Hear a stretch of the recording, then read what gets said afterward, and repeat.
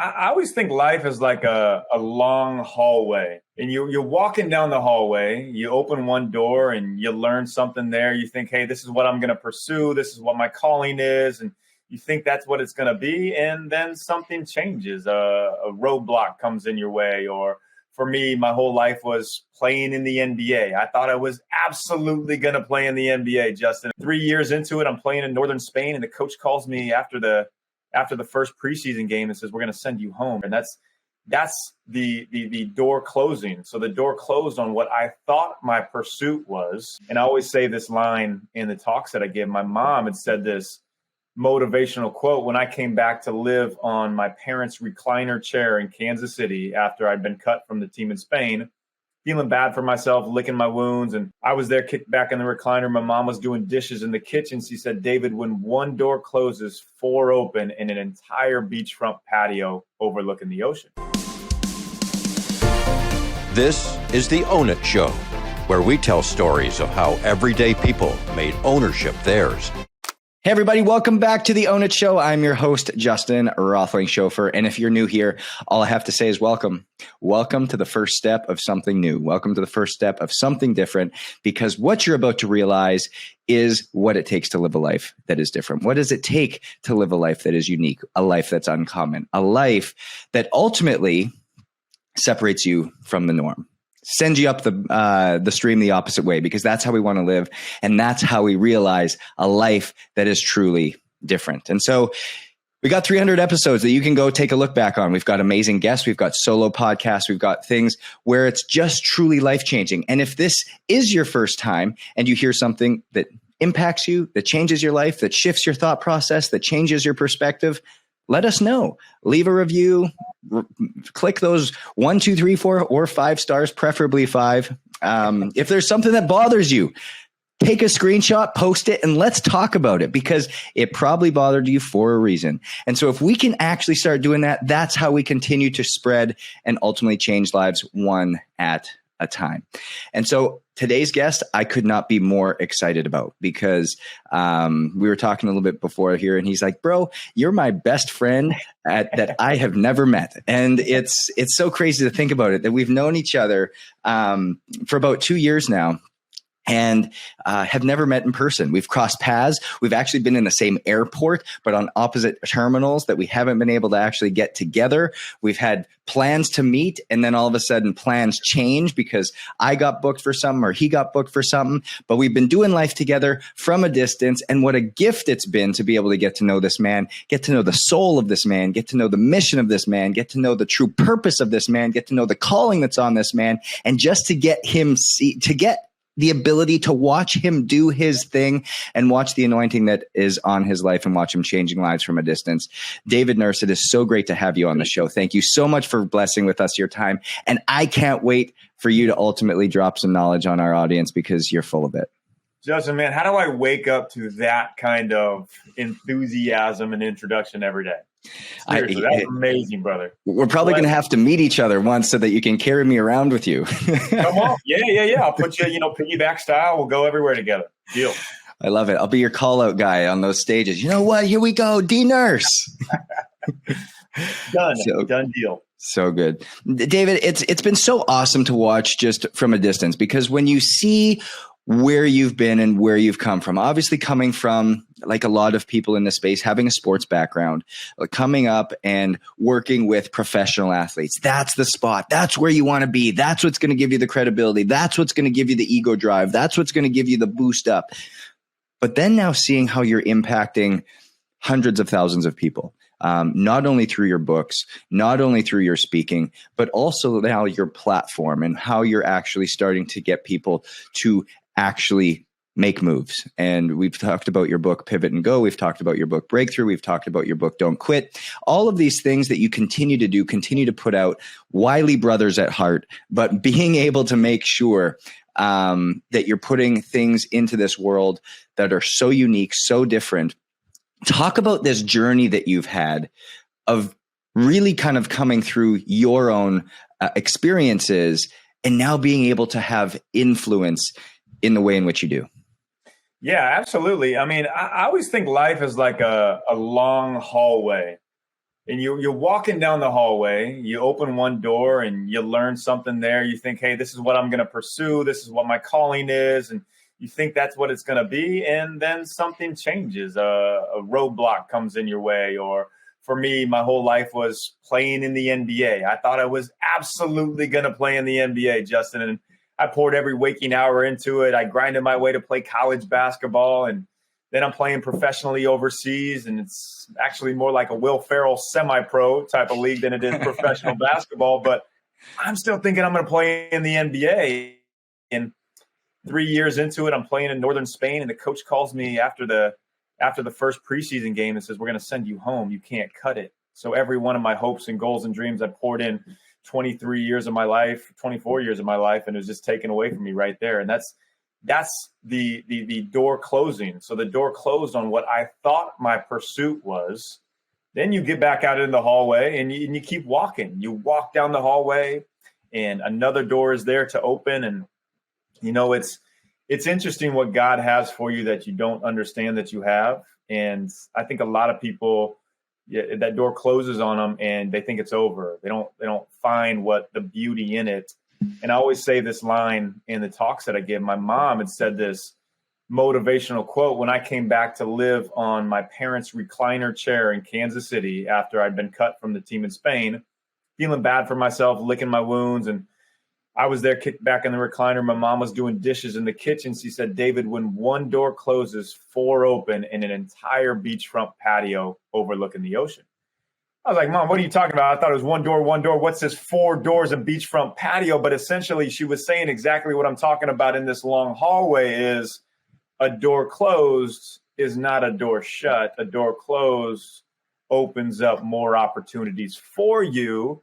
For me, it was the realization that I didn't necessarily have the gifts to play in the NBA, but I did to be able to pour into players who had more God-given ability, 7-foot height and athleticism to help them pursue the NBA. And it's the 4 doors, meaning when a door is shut, that skill set that you have developed is a transferable skill.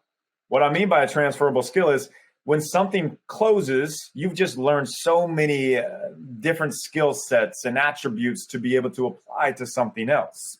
It's not a hard stop. It's not a "you're fired, you will never use these skills again." It's what did you use? What did you grow? What did you develop to use to something greater?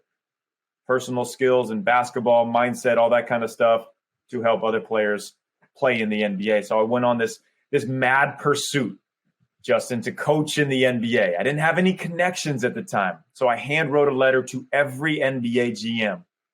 None of them got back to me.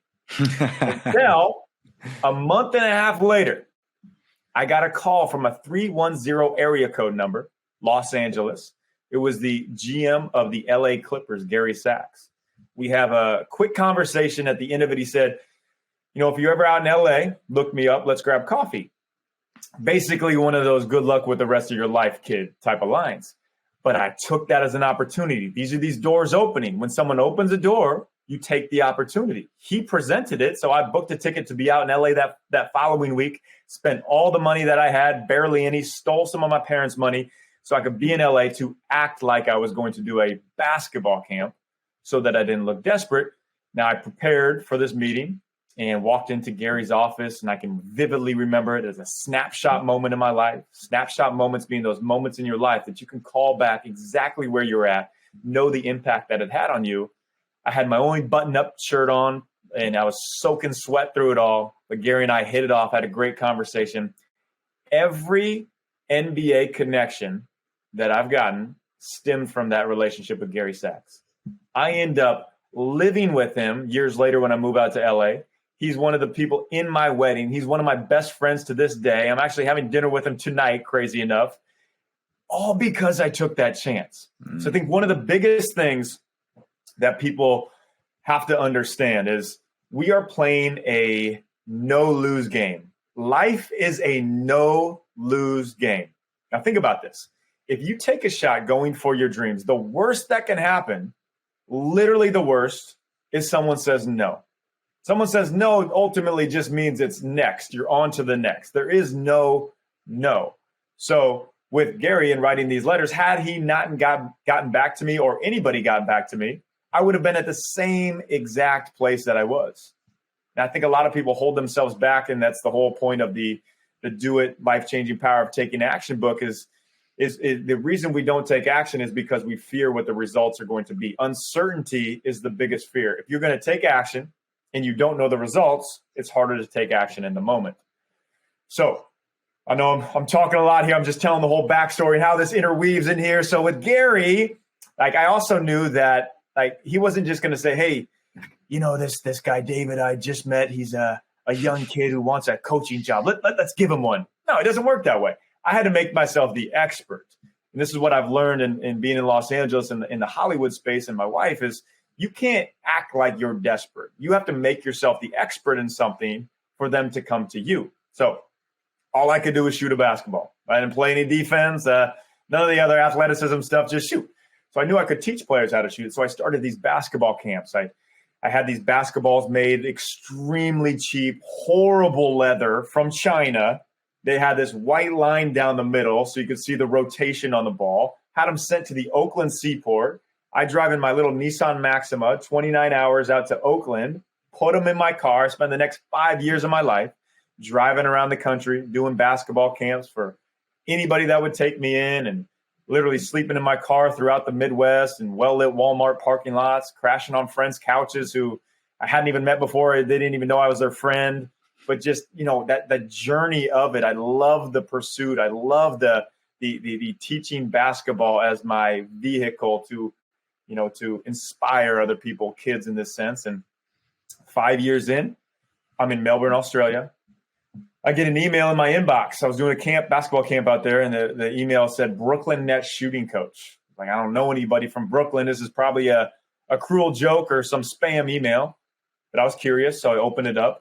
And that next week, I was a shooting coach for the Brooklyn Nets. My dream of becoming an NBA coach had happened through connections with Gary Sachs, through making myself the expert, through continuing to do camps and camps. I've done basketball camps in the craziest places where I was sleeping on a friend's couch of mine and working with a junior high school basketball player in the state of New Mexico who did not even like basketball. Her parents just literally won the lottery, of all things, $12 million in the lottery, and they needed a tax write-off. I was a tax write-off for 6 months. So all that being said, life, that long hallway, coming back to that, doors will close, doors will open. You continue to take steps forward, and you will transform. If you're out there thinking like, I don't know what I'm doing with my life, or I don't like what I'm doing with my life, it does not have to stay the same. You're going to continue to grow, continue to transform, but you have to be willing to take action, radical strategic action, when you don't know where that step is going to land. And trust that it will, that God does have the plan for you. You just have to keep taking the steps. It's so good. And I mean, listeners, I hope you're leaning into this, because if you've listened to our last 2 episodes that have dropped, we talked about the importance of relationships. We talked about how when you build relationships, when you become an expert at something, true relationships, the purest relationships, have nothing to do about you, have nothing to do about the other person, but ultimately about the person that you have not met yet. Meaning, how are the interactions of the people that you're connecting with going to influence and impact the people that you haven't even met yet? That's when you know that your intentions and your most purest relationships that you're forming are ultimately going to be there. And if you actually track back to anything great that's ever happened in your life, it's always come down to a relationship that you built. It's always come down to something that's powerful. And so that's, I think, what I want you to pull from David's example and story here is, it's not because David's great. It's not that because David's beautiful. It's not because David's talented. It's not because David is all of these things, although he is all of these things. It's not because he has any more of it than you do. It's simply because he was willing to build relationships. He was willing to be a beginner. He was willing to start again. He was willing to do it, lean in and do the work, do the reps, take the swings necessary, and have what I call an inevitable mindset. It goes back to what you said, where you can't fail. It's a no-lose game, because I believe there's 4 mindsets in life: impossible, possible, probable, and inevitable. But those who abide by inevitability know that no matter what you're going for, there's always going to be an outcome. It's just a matter of whether it's something that you desire, and ultimately you'll get to where you desire if you stay in the game long enough, if you continue to keep going, if you continue to keep doing the reps. And so there is no impossible, there is no possible, there is no probable, there's only inevitable, because we work for and serve a God that ultimately has already prepared the way. But if you're unwilling to prepare yourself, you can't realize the blessings that are there, because what you're called for is so much greater than what you're praying for. But what you're praying for, you're not yet prepared for. And so it comes back to preparation. It comes back to sitting into it. It comes back to learning so that you can ultimately just do it. Right. I absolutely love it. You're dropping the nuggets, man. Whew. Like I need to start asking you the questions. That was gold. It's so good. I mean, I'm just playing off you. I'm playing off the things that like you're dropping that are so good here. And I love it. And so when you actually sit back and look at that story, and the reason I love this story is because you literally go from the armchair in your parents' room to the courtside seat in Brooklyn Arena. Like just think about that dichotomy for a second in a span of, what'd you say, 5 years? Mm-hmm. Mm-hmm. Yep. Like, first off, just everybody listening, honor to you for being patient, honor for you for doing the work over time, because talk to me about doors closing versus doors opening. How many times did you have to close another door? How many times did you have to walk away from a door that was potentially open in order to say yes to the things that got you to that place? Well, that's a great question, man. Really, really good, thought for people to have, because nothing comes quickly. It just doesn't happen. Like, of all the friends that we have, the successful people, I've never heard a story where someone's like, yeah, I hit instant success and lasted the whole time. Everybody's done all this work prior. And then once people start hearing about them, like, oh man, it seems like it was an overnight success. And like, oh, well, yeah, he did that for 20 years prior. Yeah. It's like my uncle. I always tell the story. He won the NBA championship in his first year as a head coach. And everybody's like, oh my gosh, Nick Nurse, he got so lucky. Lightning struck in a bottle up in Toronto in 2019. Little did anybody know he'd been a head coach for 27 years prior, coaching in leagues that didn't even know that there was basketball existed over in England, leagues where he's making $0, leagues that don't exist anymore, taping players' ankles before the game, popping popcorn at halftime. Like, you don't see that. Yeah. They just see the success that happens. And yeah, I think this one of the most important skills somebody can have is just the power of don't give upness. If you don't know how it's exactly going to work out, but if you literally just keep going and taking steps forward, and like you were saying, connecting. I think connecting and genuinely building relationships is the most important thing that you can do. The most fun thing in life is actually the most important thing for business. When does that go hand in hand? Like building relationships, we were created for relationships. And there is never going to be anything that someone does on a massive scale that somebody else did not set them up for. I know in my own life, book deals, speaking agents, anything that I've done that has been like, whoa, that's amazing. I can never point to myself and think that I self-generated it. Yeah. So, I think it's just like you were saying, man. It's it never happens overnight, but that's also the good thing about it. Yeah, is you will have withstanding success if you're willing to put in the years, you're willing to put in the work, and you're not worried about when that time is going to happen too. Because you also have to remind yourself of, if you do hit that quick success, you won't be ready for it. So I kind of 5 years is kind of a fast amount of time, to be honest with you. And I was in Brooklyn coaching with the Nets when I was 27. I didn't know what I didn't know. Had I been there now, I would have probably been I would have been a lot better at it. Sure. But I burnt out quickly, and that's a whole nother story. Like, I got fired 1 year and I got fired. A door shut again, but then there were more doors to open, and there's a whole pursuit of what came after that. But it's still that same type of concept of, really, man, it's like, what can you learn from the situation that you're in that's going to lead you to the situation that you're going to be next? And I think you said it, to the person you are going to become. I call that term, it's actually called self-efficacy. It's living today as if the person you're going to be tomorrow, like actually doing the things of a say your goal is to be a CEO or be a entrepreneur business owner. If you don't act like that today, you'll never become that tomorrow, because that person is completely separated. So I encourage people, like, plan out what that vision is going to be. Because if you don't have a vision, you don't really know where you're going. You're kind of just letting life happen to you instead of being in the control seat where you're driving, but there could be a better direction. That's like you're driving down the road where you think you're going to go. And it's always the best feeling.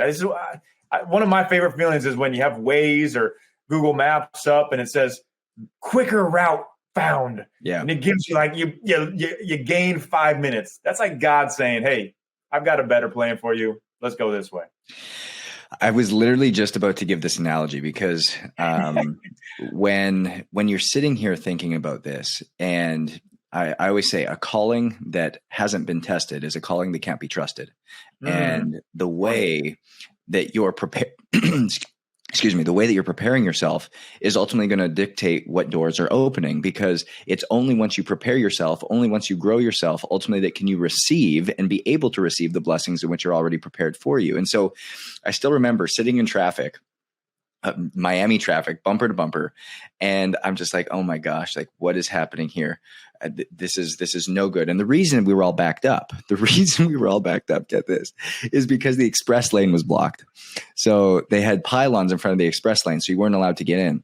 And as you were getting closer, you were bumper to bumper, go, stop. And I think we moved like maybe a half mile in 45 minutes. Like it was wild. Well, anyways, we pull right up to the entrance of the express lane. And as we pull up to the entrance to the express lane, a cop gets out and starts moving the pylons. And all of a sudden we can now jump over into the express lane, and we're just full go, full send straight down the express lane. And we get to where we needed to go in 8 minutes. And I'm like, isn't that like God, where all of a sudden you've prepared yourself, you've been patient, you've been waiting, you've been in line, you've done the work, you've showed up, you've done it, you've put in the reps. And all of a sudden you open up your inbox and you've got, hey, Brooklyn, that shooting coach. Like, that's what that looks like. That's what that looks like to you. And so don't expect you to go and do something once and all of a sudden have a reward sitting in your inbox. It's the reps over and over and over again, because the habits and behaviors that you develop today are simply a vote of the person you want to come tomorrow and next week and next month and next year. And so again, just kudos to you on that. But I want to go to something that you just shot over, glanced over a little bit, was another door shutting. So now all of a sudden you've got your dream job. You've got this place, you've worked for it, you've built it, but then you get fired a year later. Talk us through this feeling, the emotions, the way that this whole thing came about, and where it ultimately propelled you to.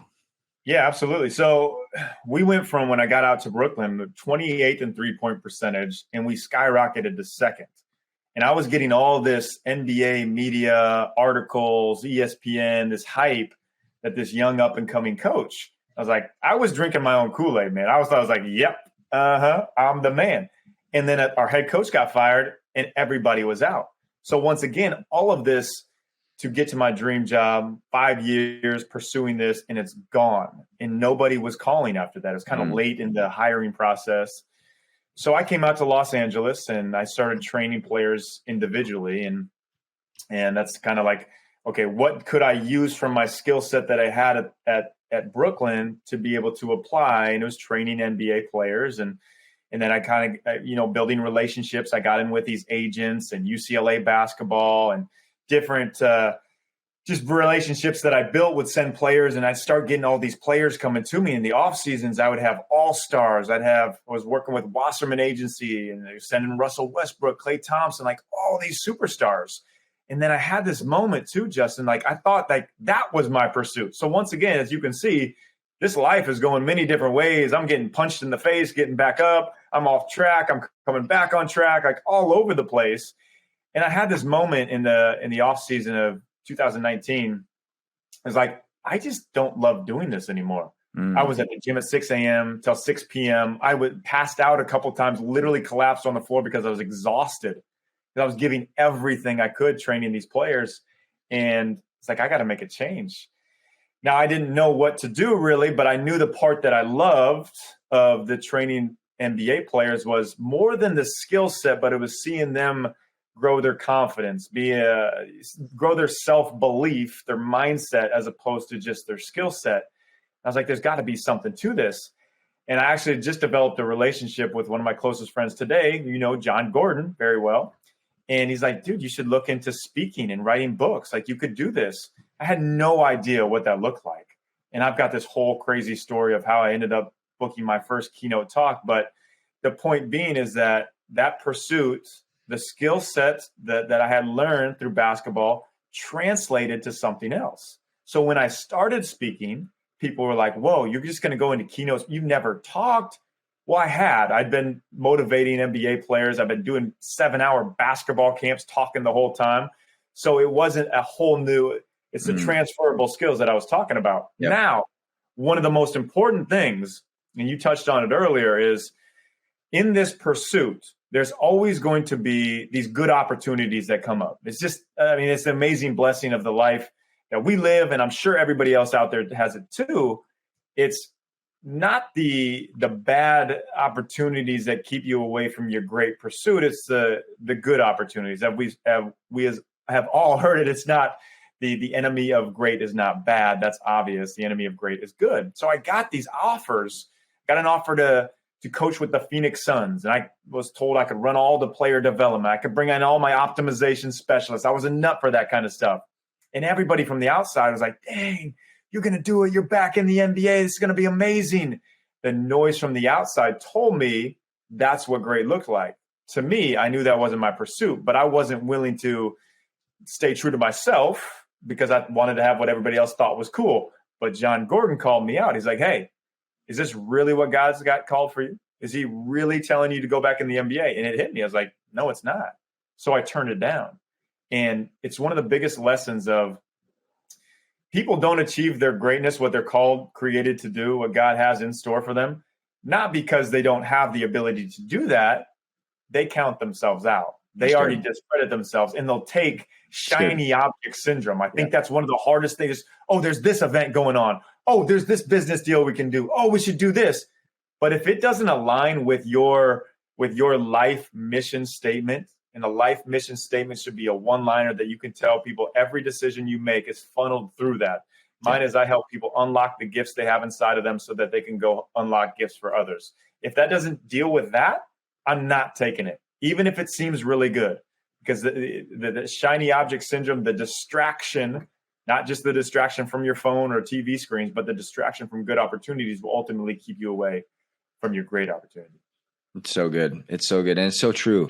I mean, when you think back and you sit back on that, my mission is to redeem the health of the world through educating, empowering, and equipping people to take control of their health again. And I think when you can lean on that, and when you know that, there becomes no hard decision.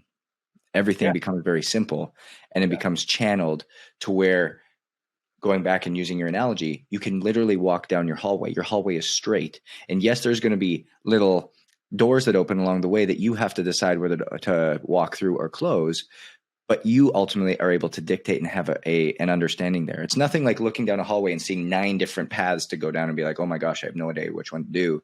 At that point, you're gambling, and nobody can gamble with your calling, because if you gamble with your calling, there's no way you're realizing it. And that's, I think, where we get frustrated a lot of these times. Mm-hmm. Now I know your book, Do It. And if anybody, I'll put it in the show notes, but if anybody looks at it, it's probably one of the coolest covers I've ever seen, where it says, don't quit. But then what happens is DO in don't and IT in quit is highlighted white. And so it's do it, but don't quit as a subconscious subtitle. Powerful. So good. Thanks. You talk about the archetypes in there, and you talk about these concepts of what prevents people from actually taking action, what prevents people from actually doing the thing. I'd love for you to just to share with the audience a little bit, like, what are some of those components to that? What are some of those things that maybe they can relate to, they can call out a little bit and draw some level of recognition, draw some level of understanding to themselves, and be like, oh, dang, I love what David's talking about, and I can actually resonate with that. Yeah, so I compare it to like the actionable form of the Enneagram. If you're familiar with the Enneagram, it's a Yep. personality test to tell you what type of person you are. It doesn't behold you into any like one's better than the other. It's just your personality type mixed with a little, like everybody uses Atomic Habits since it's very popular and they know it's actionable tools and some Malcolm Gladwell crazy cool stories of historical figures in the past that went on to change the world. So that's kind of the mix that I tell. But the only way to achieve goals, and everybody has goals to some extent, is through taking action. It's literally the only way. The reason we don't take action is all based on fear, some type of fear. So through 3 years of doing my own personal studies and a lot of research and surveys, I narrowed it down to 9 reasons of fear why people don't take action. Those being the allodaxophobic, which is fear of other people's opinions, the burned, meaning somebody in your past, some situation in your past left you burned, so you are unwilling to take action in the present. The inopportune, where you think, well, it's just not the right time. I'm too young for this. I'm too old for this. It's never going to be the right time. The blamer, where you're blaming somebody for your situation, whether it's your parents, where you were born, or whatever it might be. It's easy to blame. There's no, cross jurisdiction going on. You can always point a finger at somebody else, and most people will let you off the hook.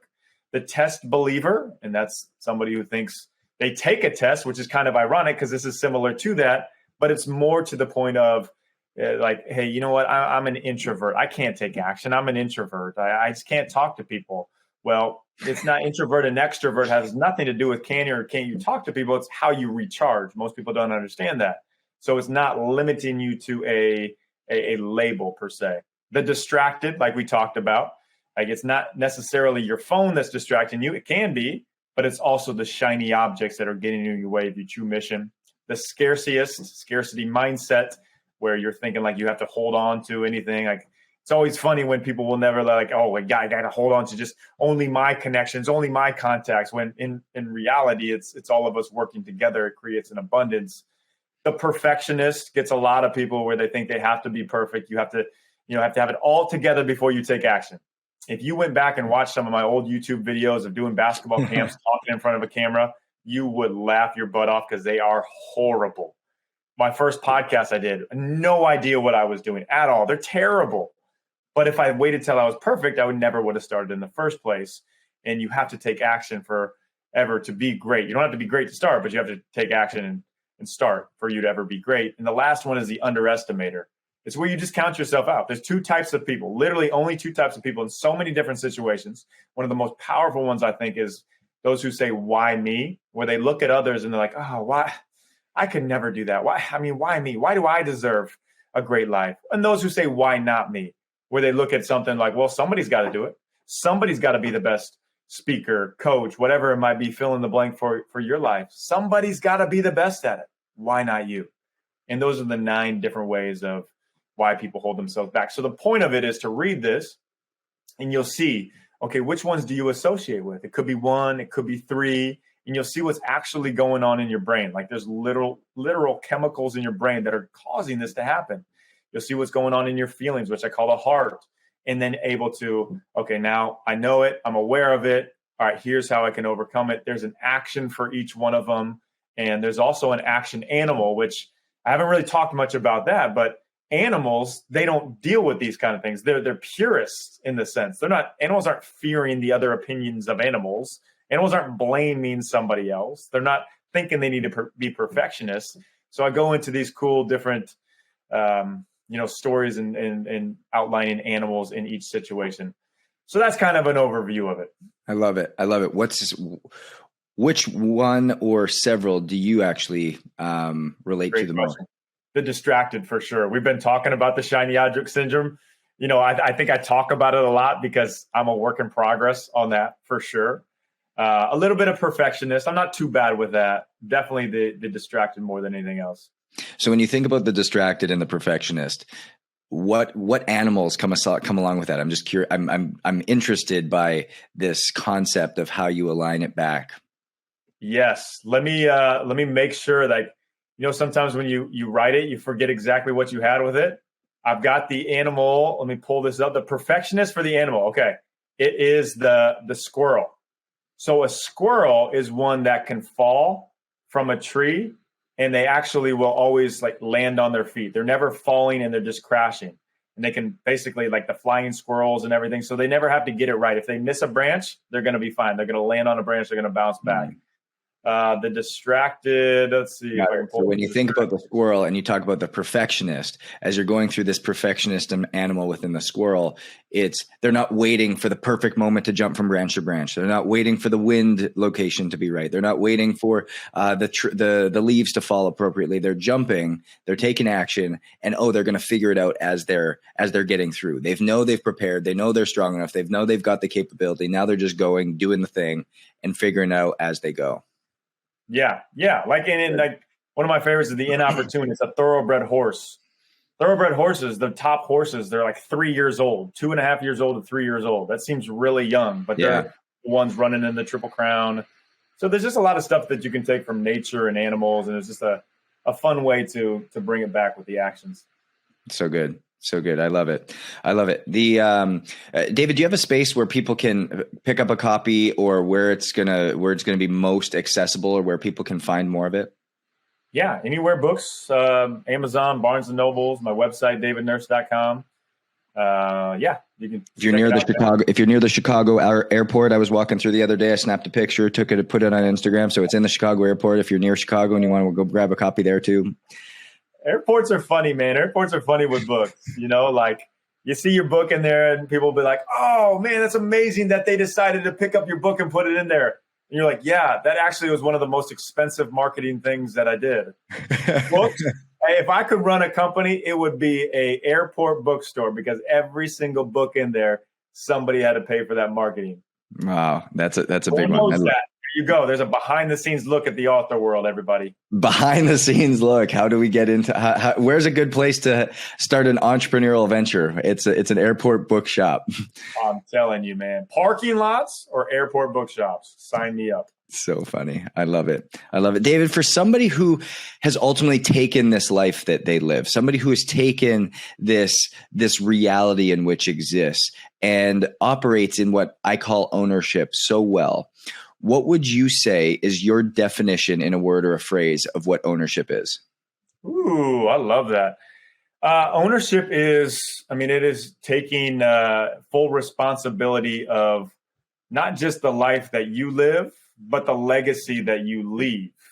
So what I mean by legacy is ultimately when you interact with people, how do you make them feel about themselves? What do you leave in each individual that you have a conversation with that is going to make them have more belief in themselves? Not in a false way, but in a true, literally a genuine encouragement type of way. So it's taking control of, one, where, like we were talking about, what the gifts God has given you and understanding what they are, and in full pursuit of those, because I think it is a slap in God's face when you are gifted with something and you try to hold it back because you're in fear of one of those 9 reasons that I gave.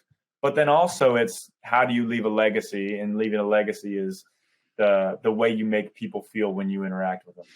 So beautiful. I love it. And it's so pure, man. Like when you think about it, is the fact of legacy and what legacy actually is about. It has nothing to do about you. It has everything to do about how you're impacting all those people around you. So I absolutely love that. Where can people find more about you? Where can people find more about everything that you're doing, speaking, podcasting, and just you in general, if they want more David Nurse in their life? Yeah, that's exactly what you're looking for. If you want your daily dose of David Nurse, my website, davidnurse.com. I do a coaching group I call the Next Level Club. It's a really fun community of driven people who want to take their life in different areas to the next level. I know you just launched that. Talk a little bit about that, because I've watched it from a distance as you've been creating it, as you've been going through it, and I've obviously taken a little bit of a deep dive into that as well. But talk a little bit about what your mission and purpose was with that group, because it's really unique. Yeah, thanks, man. It's anywhere where they're at. Like I believe everybody at some capacity, driven individuals want to figure out what the next level is, whether it's in their business, in their mindset, in their relationships, in their connections. And we go on a journey, and it's a continually ongoing, you jump in, you meet the group that you're with, and it's 12 different success habits.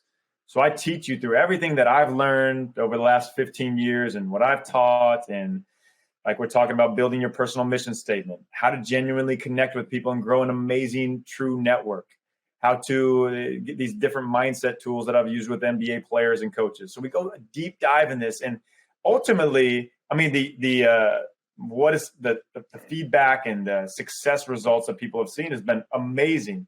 The hardest thing for people to understand, and this is, I think, is a big time difference maker, is ROI. What is your ROI? If you are stuck on ROI being, I'm going to put in $10 and I'm going to get 20 back, you're probably not playing the right game. Yeah.